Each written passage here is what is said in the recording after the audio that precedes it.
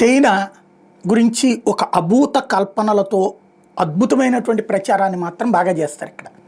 ఎందుకంటే పుట్టుకతో వచ్చిన బుద్ధులు పుటకలతో కానీ పోవంటారు. పుట్టుకతో మనకి చైనా ప్రేమికులైనటువంటి తల్లిదండ్రులు, చైనా రష్యా అనేదే ప్రపంచానికి మార్గనిర్దేశం అని భావించినటువంటి ఐడియాలజికల్ కుటుంబాల్లో పుట్టినటువంటి వాళ్ళకి అదే మనస్తత్వం ఉంటుంది. వాళ్ళతో తిరిగిన వాళ్ళకి అదే మనస్తత్వం ఉంటుంది.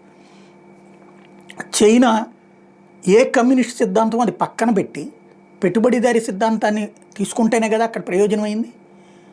ప్రపంచమంతా ప్రజాస్వామ్యం కోరే కమ్యూనిస్టులు అక్కడ ప్రజాస్వామ్యం ఎక్కడ తెచ్చింది? అవి మాట్లాడరు, అవి పక్కన పెడదాం.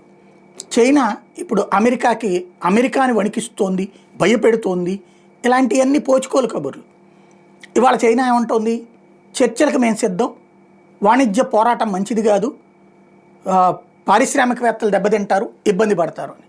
మరి ఆ విషయం ముందు ఆంక్షలు పెట్టేటప్పుడు తెలీదా? అమెరికా ఫస్ట్ ఆంక్షలు పెట్టింది. ఎస్, ఎందుకని? ట్యాక్స్కి సంబంధించినటువంటి డెవల్యూషన్. వాళ్ళ దగ్గరికేమో 10 రూపాయలు ట్యాక్స్ ఇచ్చి మనమేమో 50 రూపాయలు 100 రూపాయలు తీసుకున్నాం కాబట్టి, ఇచ్చిపుచ్చుకునే ధోరణి కోసం అడిగితే చేయలేదు కాబట్టి, అమెరికన్ కంపెనీలని చైనాలో పెట్టారన్నటువంటి అహంకారం కాబట్టి.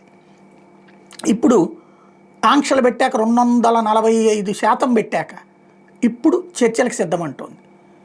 కాకపోతే అమెరికా దిగొస్తుందా చూడాలి.